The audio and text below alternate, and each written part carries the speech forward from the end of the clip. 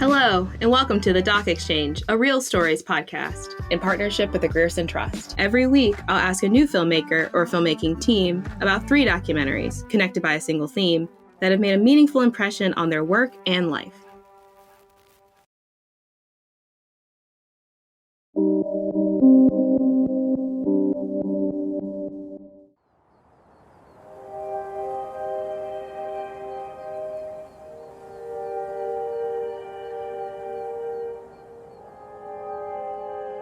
Amy, how much did you know about Anthony's life before you actually started talking?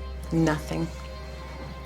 He was the guy that lived 3 doors down, that would walk his dog past my house. I mean, my mother told us we have to move because somebody could come and kill us. There's people that are angry. I have returned to the world of the Mafia. This time to meet the wives, daughters, and girlfriends of the most notorious gangsters. The majority have never spoken publicly before. Most of these women are really in love with us. We're not good husbands. We're halfway good fathers. And wise guys should never be married. How much money would you take out to go shopping?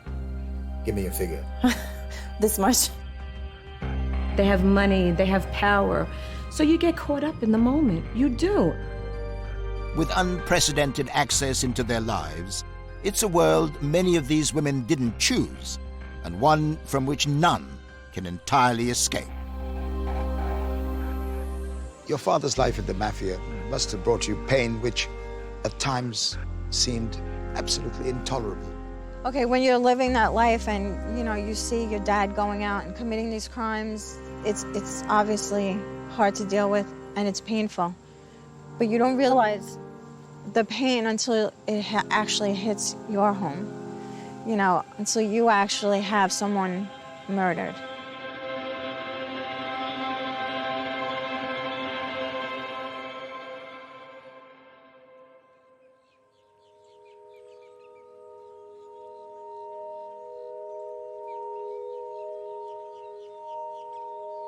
For the first time, a reputed mob boss is flipping, helping the FBI prosecute other alleged gangsters.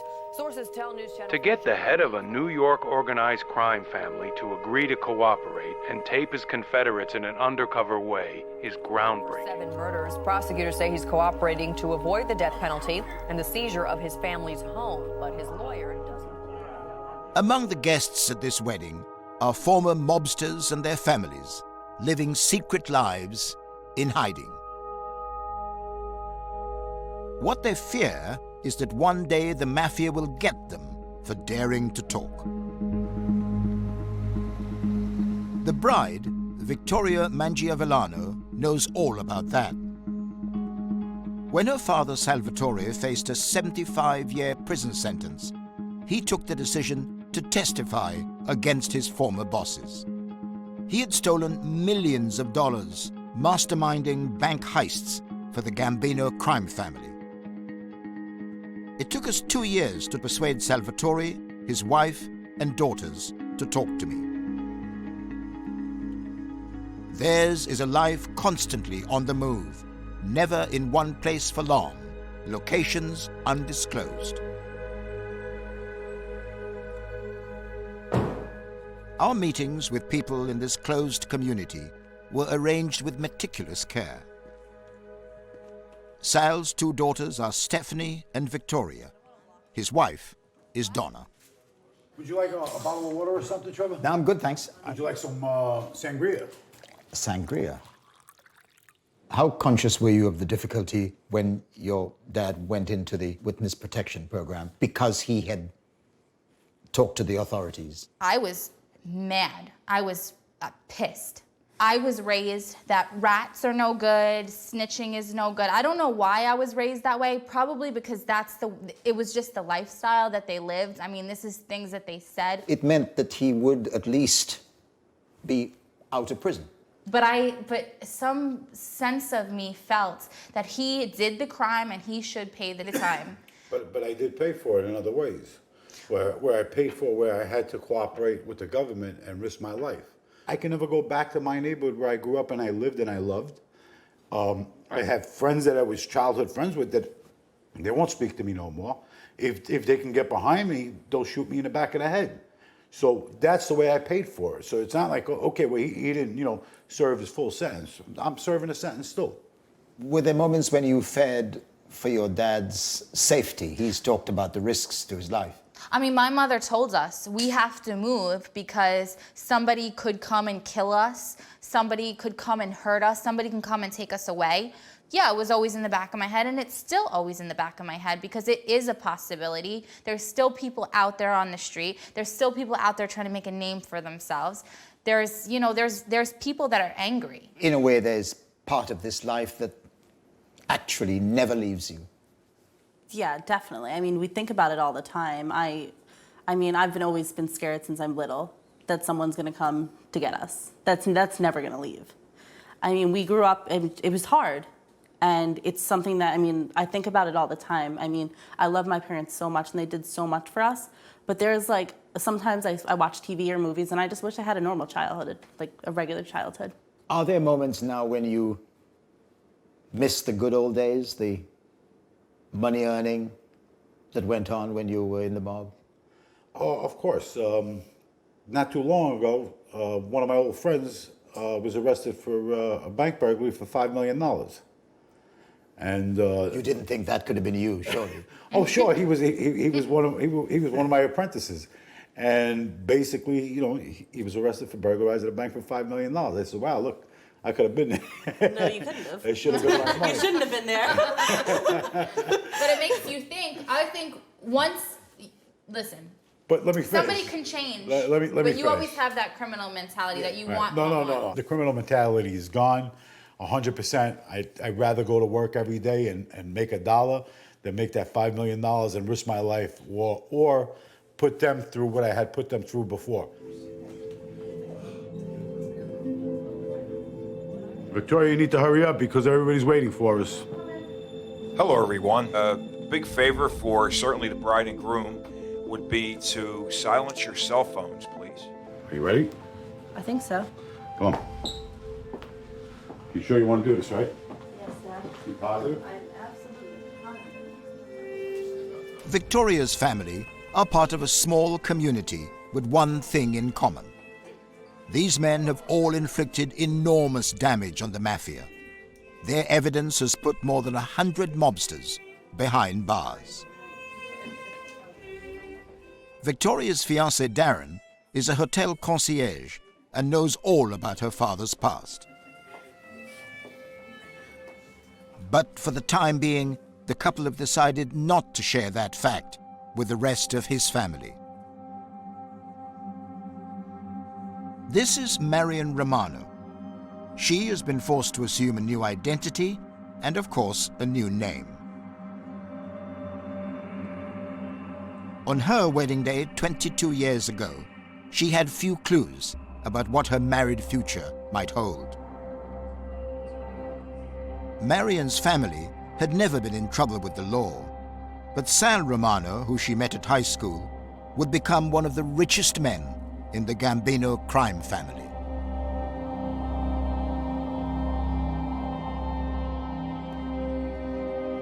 Marion and Sal have spent years moving from one state to another, wary even of casual conversations with neighbors. This is the first time they have spoken publicly. Trevor, how are you, sir? I'm good. Trevor Sal. McDonald, hello. Hi, Trevor. Hello. It's a pleasure to meet you. Nice to see meet you. you. Thank you very much for allowing us into your house. Thank you for coming. How long have you lived here? Just since November. Uh-huh. Yeah. And do you have any contact with your neighbors? Do you know them? Not really. Everybody kind of keeps to themselves. I mean, they'll wave hello, but it's not like so friendly. They don't really come out and talk and have a conversation. Yeah. Which is good, because with our past, we really don't want to engage too much. Yes. Yeah. Put your head on my shoulder. But their Mafia past gave Sal and Marion a life of enviable luxury. This was their home on Staten Island. Sal spent $2 million on having the garden done up.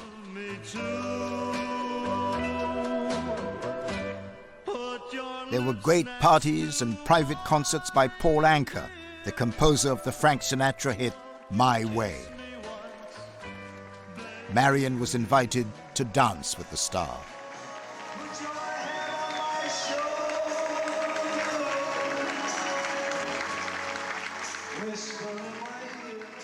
It was an amazing night. It was so much fun. Usually when I watch this, because we've watched it a million times, I usually get very emotional because it brings back a lot of happy memories, a lot of people that we're not even friends with anymore that I see on the tape, and people that are not with us anymore. But that was just an amazing night. It must, in a way, convince you that looking at occasions like this, you have the world at your feet, really. Yeah, absolutely. That's how I thought, and that's what fueled me. What did you think about that, Marion? I mean, did you enjoy that side of the life? Yeah, I love this part of it. I kind of miss that a little bit. She was drinking the Kool-Aid. What does that mean? That means, everything that surrounded my life, both good and bad, she bought into. I mean, she was okay with it. I mean, I kept her in the dark with a lot of it, so it's not that she was privy to everything. But, all the good stuff, it's easy to buy in and sit back and enjoy it. If you enjoyed it when it was happening, you have to take the good with the bad. Did you know how much Sal was earning? Yeah. Yeah. You knew? Yeah. Everybody knew. I pretty much talked about it. Yeah. What is it like to go into a place and have the sense that you can afford whatever is there? It's nice. It's pretty nice. Plus, my business was very, very, focused on cash, meaning green. So it wasn't, oh my goodness, how are we gonna make it? It's what the heck do we do with it? How did you store such stacks of When cash? I had built the house and things were going very, very well for me, we sort of knew that we were gonna have some issues in storing this. So I had a specific contractor that came in and built out hot spots throughout the house. There'd be a box that was probably 3 feet by 3 feet deep. I knew the exact amount I can store in there. If they were all 20s, I can hold upwards of 600,000 there. And then he created 3 or 4 spots like this. So at any given time, I could have as much as probably $2 million in cash. Were you ever aware, Marion, that there were in the house stacks of money amounting to millions of dollars? Mm-hmm. Yeah. I can hardly imagine that. It was just there. It was money. It was not really a big deal because it just kept coming. So it was, I wasn't so impressed. I wasn't overly impressed by it at some point, as crazy as that sounds. How much money would you take out to go shopping at the time? Give me a figure. This much. So you dealt in stacks of cash. Yeah. And did you think that this would go on forever? I don't think so. I remember thinking to myself, things were so good, like too perfect. Like, it was scary in a way. Like, this is too good to be true. Like, this has to end at some point.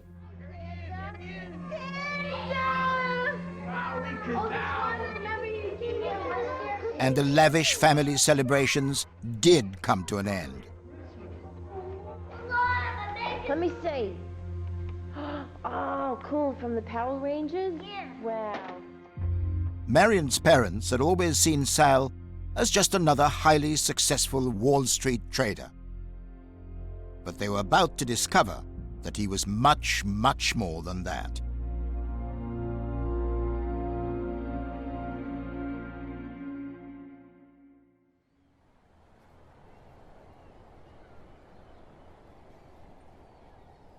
I looked up on the internet and I said, how many Italians live in this area? And they had like only 10%. So I said, this would probably be a safe place.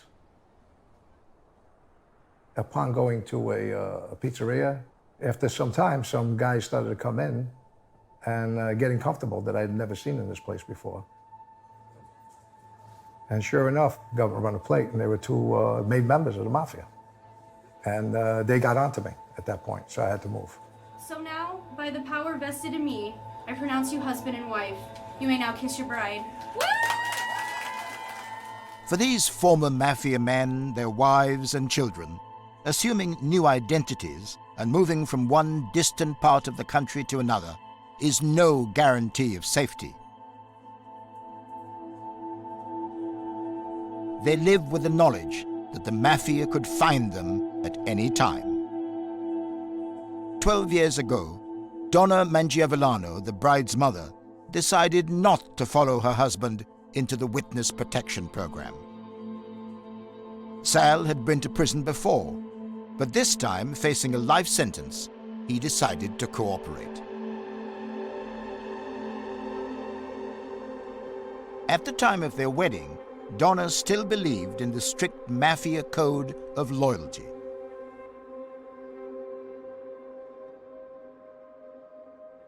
How difficult a decision was it for you when Sal agreed to cooperate with the authorities? Oh, I was totally against it. I didn't go with him. I took it really bad, to the extreme where I stopped talking to him for a while. I never let him stop seeing the kids or talking to the kids, because I would never do that. Because I feel like everything I learned was from him. You know, once I started dating him when I was 16, he told me, you never talk about people, you never rat on people, you never do this, and here you are doing this. But you were taking a decision to rather have him in prison than cooperate with the authorities. At the time, yeah, I was, because I felt that, you know, this is the life that we chose. This is what we chose. You chose to be a street guy. You have to do your time now. That's my mentality was then. I chose to be your wife. I'm choosing to put myself in these situations for you. So, you know, how are you turning around now and doing this to me? Did it ever reach the stage where it threatened the marriage? It did. It did, because I wasn't going with him. He made his choice. Today, I'm thankful that he did. He could see his kids grow up, you know, have their kids grow up in front of him. But at the time, I was a little selfish. From everything you say, you have a very strong belief in some of the virtues of the mob life, as you would probably describe it. My father's family was in it. You know, they still don't know that I'm with Sal today. I've never told them. I don't speak to my father anymore. Maybe now he'll know. They knew I didn't go with him, but I never told them that I reconnected with him again. And they still don't know? Nope. Sal's a very good man. He's a very good father and a very good supporter. And I don't think I could do this anymore without him in my life. And if I had to choose, he's been more beneficial to me than some family members in my life.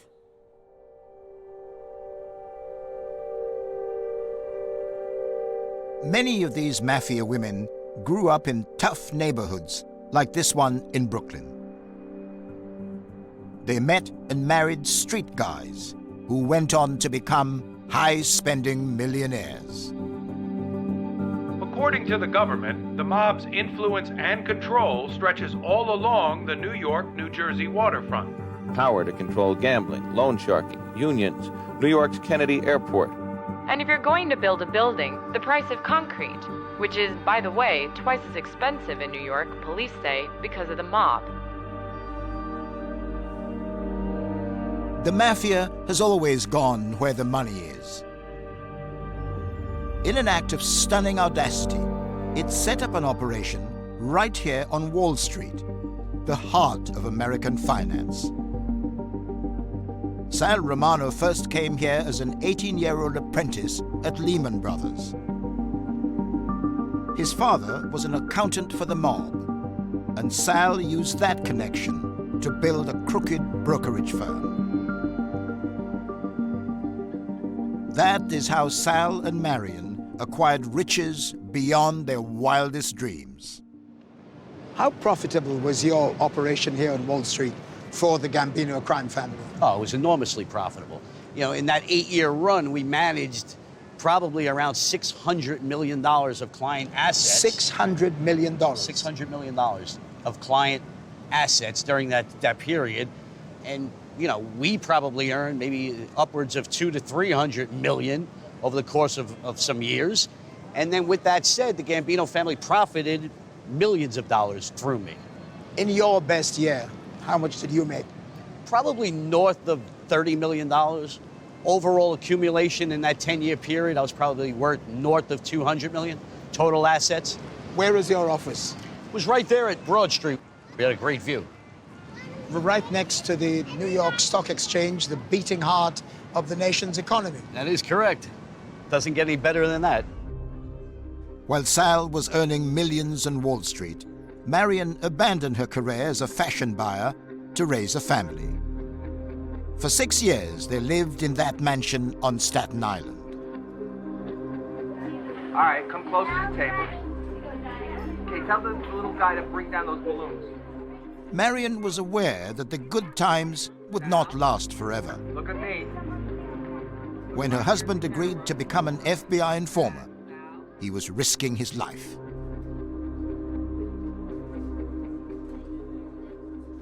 Tell me about the knowledge you had about the fact that he was going to wear a wire.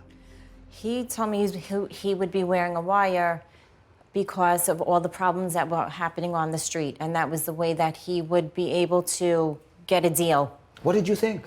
I was terrified, terrified. I didn't, you know, I was afraid that something would happen to him. Just every day he went out, I was always afraid for him. Were you ever close to being discovered?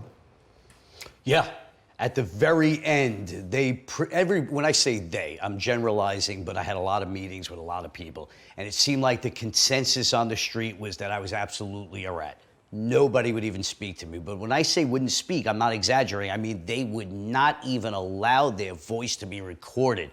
So it looked like the word was out and everybody knew. Marion, how many of your friends had any idea about what was going on? The whole year that he was wearing that wire, I never told anyone. I had nobody to talk to. I couldn't tell anybody that. But you saw people? Yeah. Normally? Yeah, and just had to act like everything was normal. There was nobody that I would ever tell that to. So I had everything, you know, I was... Bottled up? Yes, yeah, because I would not risk his safety. How did this period come to an end? I mean, what happened at the end of your wearing? Ultimately, because they're listening to these conversations, they realized that everybody in the street pretty much had me, or the consensus was that I was a rat, so nobody was talking anymore. So with that, a couple of agents approached me saying, okay, it's time to go. We have to leave now. You're now asked to move. Mm-hmm. How did you deal with that?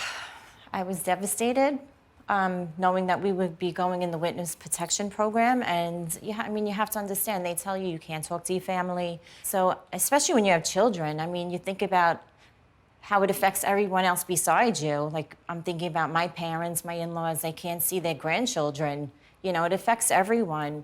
Did it ever get to the point where it endangered the very basis of your relationship? No, I knew this is what had to be. This was the only way for us to start a new life. They gave us an opportunity to start a new life, and we took it. That was the other alternative would be him in prison. No, there's another alternative. You could have left me. You could have let me go alone. Did it ever get to that point? I mean, how rough were those days of discussions were? Yeah, I mean, it was rough, but I mean, we're a family. I love him. He's my children's dad, and we had to be together.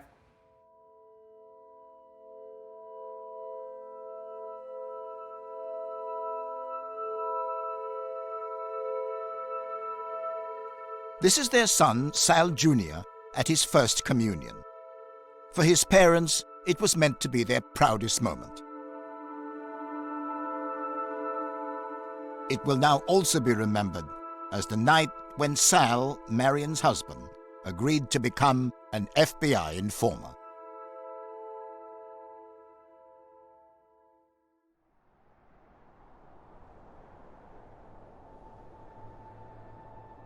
Women and children have nothing to do with that lifestyle, and they shouldn't be punished for what these men do. When you cooperate, you don't only destroy your own life, because you do destroy your own life, because now you go into hiding. You have to change your identity.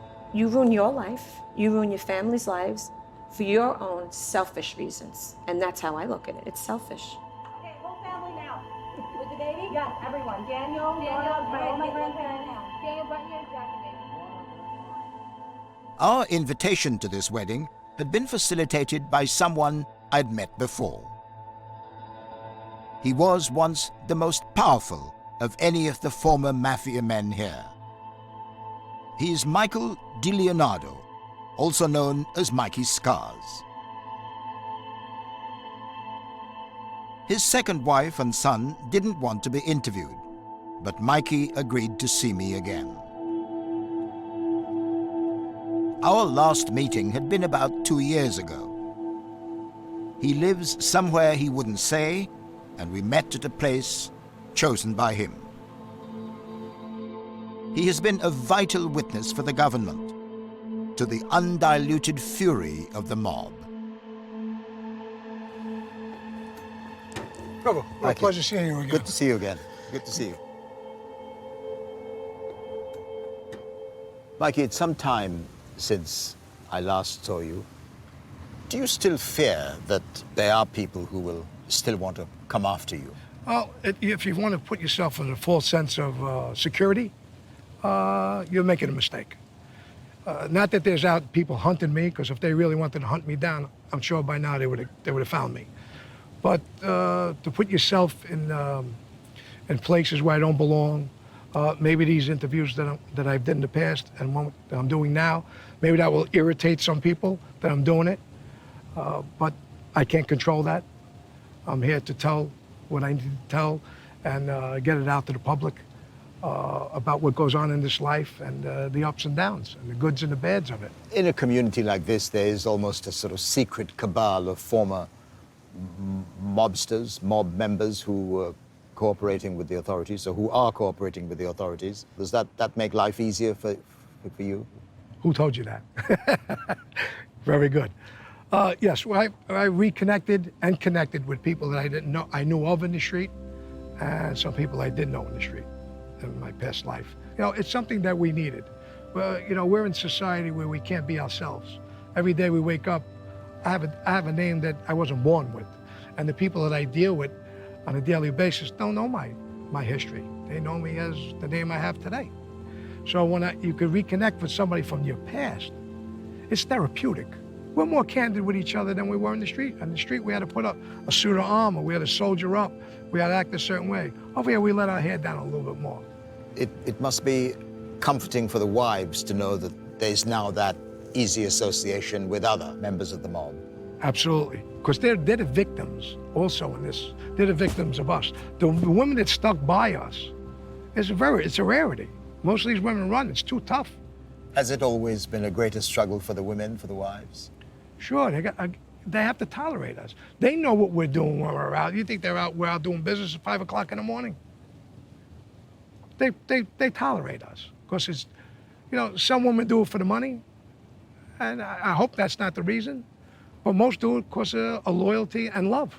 Most of these women are really in love with us. And wise guys should never be married.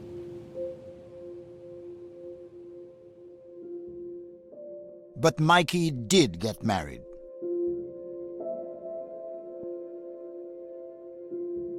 His first wife is Tony Marie. They both have family connections which can be traced back to Italy more than 200 years ago. Tony Marie was by his side throughout his rise to the top of the Gambino crime family. 17 years later, Mikey betrayed the Mafia and went into the witness protection program, leaving behind everything and everyone he had known. How did you hear that Michael was cooperating with the authorities? Michael called me. I had a phone call from him one day, and because he was supposed to be in prison. He said, this is what's happening, and I'm cooperating, and I have to cooperate because such and such person cooperated, and you have to get to your brother, and you have to tell your brother to cooperate. And I said, I am hanging up right now, and I am not discussing this with you. And I hung up the phone because I don't believe in cooperating. The men in my family were old-timers, old school men, that if you were in that life, you don't cooperate. You go to jail and you do your time like a man. And then he went into the witness protection program. Correct. Yes, he did. But when he went into the protection program, I wasn't with him. I had already, divorced him. That was, for me, that was his problem. That was his wife's problem now. Although it was my son's problem, because now I had to deal with the ramification for what his father was doing. You were particularly worried about your son. Yes, I was worried about my son. I actually received threatening letters on numerous occasions that they were going to kill my son. Anonymous letters that said, it was around always around the holidays for some reason. Don't prepare for the holidays, prepare for your son's funeral. I would get letters like that. That shook me big time. Who do you think was saying that to you? I don't know. It could have been a number of people. You know, Michael testified against 60 men, okay? That's what I felt terrible for, because I knew that their lives were gonna be turned upside down. And you ruin the families of the victims that you're ratting on for your own selfish reasons. And that's how I look at it. It's selfish. There's no other reason. You seem to be saying that the betrayal of talking to the authorities is almost as bad as the infidelity. Yes. Yes, I do believe that. I do believe that. Because it hurt so many people on so many levels, including my son, of all my son. What's your relationship with Michael now? I have no relationship with him. And I don't care to have a relationship with him. It was a very big betrayal. And I wouldn't be human if I could just walk away and say, nah, this doesn't bother me anymore. Of course it does. Did you ever think that you were putting your former wife in danger, in that the mob might try to get at you through her? Did I think of it? No. I thought that he would take the money from the $3 million home that I left free and clear, take that money, be smart enough and move away. She chose not to. And I would write many letters to her to get out of the neighborhood, and I would urge her to take the kid and move. But who am I to give advice at that point to anybody? I just changed the world upside down. I just cooperated. Your wife and your son blamed you for desertion and also for talking to the authorities. Well, I'll give you a better word that she used, and used quite often with my son, is abandoned. I didn't abandon them. I did something very wrong, but I was around. I didn't abandon anybody. I didn't go anywhere and say, I'm not giving you money. She was flush with money. Again, money doesn't cure those wounds, but I didn't abandon anybody. And that upset me, but I'm nobody to be upset. I did the worst thing a guy could do to a woman, is have a kid with somebody else, a child out of wedlock. I devastated the girl. She was pretty bitter about it. Oh, till today, bitter. Yeah, she's very hateful, bitter. But when one talks about the Mafia, one hears the word honor a lot. It's used rather a lot. When you look back at your life, and particularly thinking about your marriage, do you find it easy to join that word with what you have done in your life? Honor.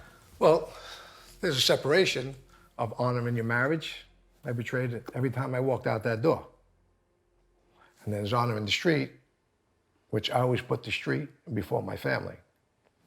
Aside from my playing around, what my street's honor meant more than anything else, it meant more than my life. Trevor, I tried to kill myself. I tried to commit suicide when I cooperated. I tried to give my life for that life. That's how much it was embedded in my soul. My family was secondary. Madeline told me, how dare you do that to us? How dare you try to leave Anthony? He don't even know you. How dare you? How could you do this? And she said, it's a coward's way out. I said, no, it's an honorable way out. This is the way in Sicily, you betray your boss, you betray your honor, you kill yourself. In Rome, they did it, the samurai did it. This is what I believe. I didn't say it's right, but this is what my honor, that's what was most. I took 47 years until I cooperated to build up a legacy that I could leave to my family and continue the legacy that I had in my family going back 200 years to Sicily. And I destroyed that.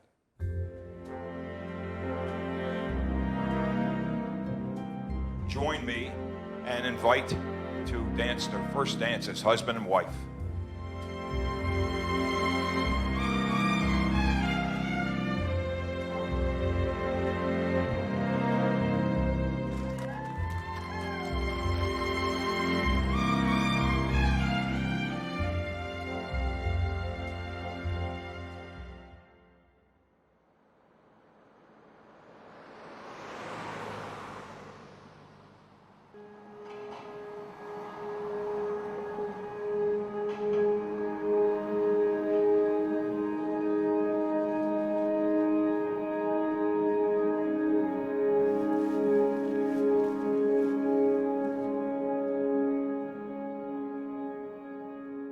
parents have followed every law. And I mean, my father never got a speeding ticket. That's how I grew up.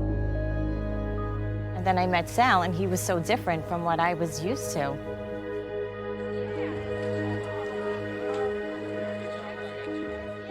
I married him. I can't turn around and say I didn't know what he was doing. It's official now, Dad. I don't think I could have been married to a banker in a suit all day. It would have been boring. Michael didn't seem like a violent person. I mean, don't get me wrong, being with him, I've seen him fight in the street, let's say, if you get into an argument. But I never thought he really had the means to hurt people, meaning kill somebody.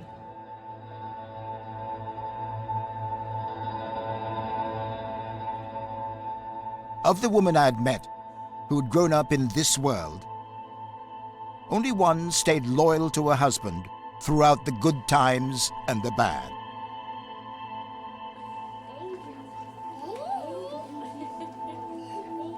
Marion Romano left her dream house on Staten Island and spent more than a decade packing up and moving from one part of the country to another.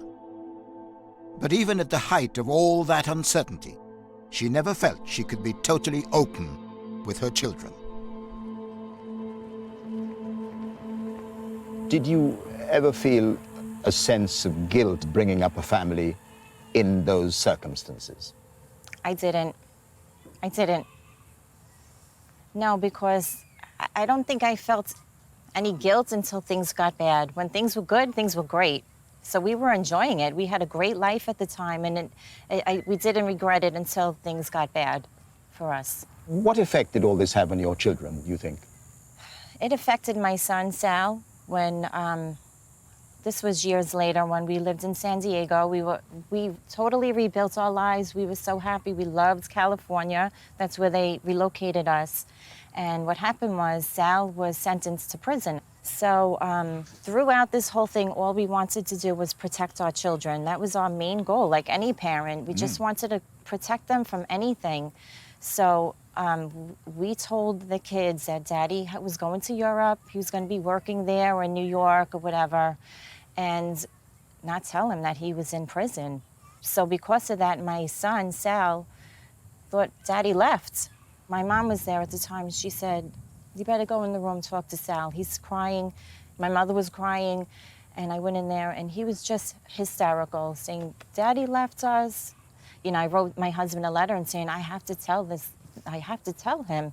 He's dying. You know, as a mother, I'm seeing my son miserable, you know, thinking his father left him. And I had to tell him the truth. And I think once I told him the truth, he was so relieved and felt so much better, even though he knew the truth. That truth was better than thinking his father left. How difficult was that for you, telling him the truth? You know, part of me, like, I didn't want him to know the truth. I didn't want him to know that Daddy was in prison. But after seeing him miserable and so sad the way he was, I had to tell him. That was the darkest moment, seeing my son that sad, you know, missing his father. That was the hardest.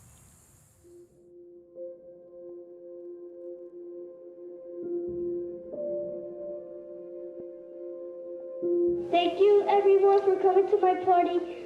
I hope everyone has a good time. Salute. Thank you. This is Sal Jr. after his first communion. Less than 2 years later, he'd been given a new identity and a new name. For many of his childhood years, he was never told why. So, Mommy, Daddy, so proud of you. We love you so much. You look so handsome today, and I just want to tell you how much we love you. You're such a good boy. Congratulations. Mwah. Now 21 years of age, Sal Jr. is carving out a career in marketing. But he has vivid memories of the difficult years.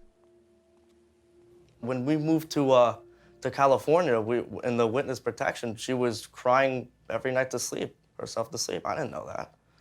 I thought that was just like another adventure, something we were just doing. It must have been a bit difficult for her not to talk to you as children at all. Yeah. About any of this. That took some resolution, didn't it? Oh yeah, there was Again, it was the internal struggle that me and especially me had on her. We would argue a lot, especially as I started getting older, about 13, 14. I'd start to question things, and my dad, he told her, said, don't tell him anything. I was begging, because I knew something was up, and I needed to know. And it caused a lot of arguments and a lot of turmoil, and it imploded one day, and she finally told me everything. It was like this load lifted off my back. And do you remember the incident that kicked off that bad day and that explosion of emotion? It was built up every day, because it was just nonstop tears, nonstop fighting. It was arguments. My brother and sister were involved too. It was ugly. And then finally she brought me to my room and said, listen, Dad's in jail. And that's why he was gone for so long in California. And I didn't know that. I had no idea. He stopped calling. I thought he left. And that was really the internal struggle we had that she finally told me. That is not easy to deal with. No, it's not. And Dad he still stands by this. It's that he says, well, I was trying to protect you. Well, protect me from what? The truth? I'm going to find that out. And when I do, not only do I have to deal with that, but now I got to deal with you lying to me. And he did try to protect you from it all. Yeah, and he did for a long time. He was very good at that. He always made the grass seem greener, but eventually you find out. Is there even now a bit of you which blames your father for what he put you through? A little bit, yeah. Everybody makes mistakes, though. I think the biggest flaw in all the gangsters is that they really do feel invincible. That's the biggest flaw. Once they get that power, they really feel invincible. Well, that's everybody's got to be humbled. And listen, my father loves me to death. He'll do anything for me, and I know that. But there comes a time to admit your mistakes, and that's something he's really got to do.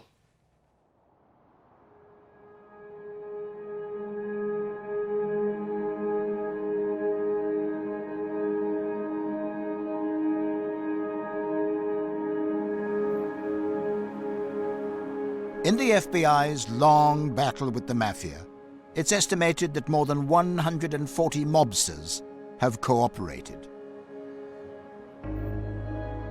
Tonight, far away from New York City, their wives and children live in hiding, knowing that they may never be able to put their past entirely behind them. We're glad we're all one now. We're all family. And Darren, I bring you into this family with love, respect, and hopes that you can come to us if anything and anything. I wish you all the best throughout your life together. And I wish you 100 years. Someday, when I'm awfully low, when the world is cold, I will feel a glow just thinking of you in the way you look tonight.